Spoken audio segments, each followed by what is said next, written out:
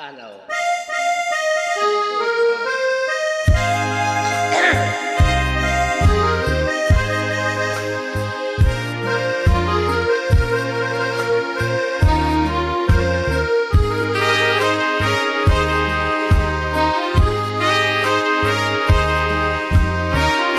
สาวงามปีจิตหน้าพิษชนปองไอ้หนุ่มวังทองลงมองสาวเมืองพิจิตรยังตาสุดตายิ่งพาหัวใจให้คิด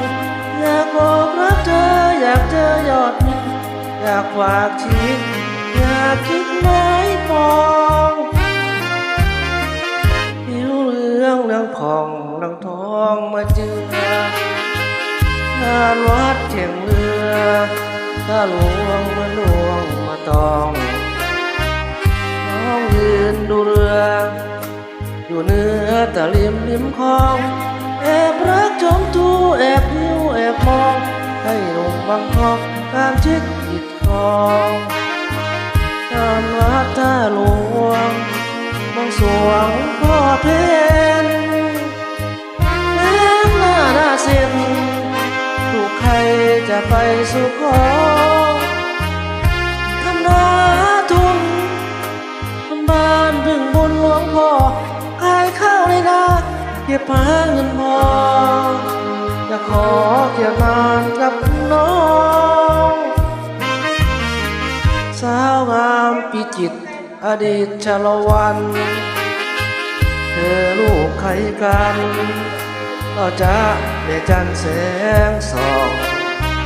หรือเป็นเชื้อชาติทะยานตะเภาทองอยากเป็นตะเข้ไหวเร่กับน้องพากับวังทองเขาขอแน่นอน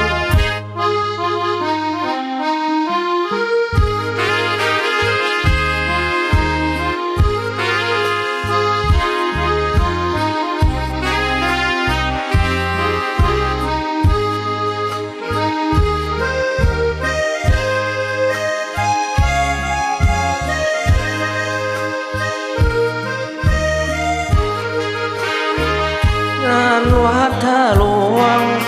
บวงสรวงพ่อเพนแม้หน้าเส้นลูกใครจะไปสู่ขอ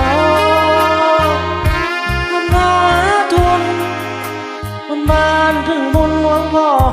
ขายข้าวในนาเก็บหาเงินพอจะขอแต่งงานกับน้องสาวงามพิจิตรอดีตชาละวันเธอลูกใครกันเล่าจากแม่จันแสงส่องหรือเป็นเชื้อชาติทายาทตะเภาทองอยากเป็นตะเข้ไหวเร่กับน้องพากับวังทองเขาขอแน่นอน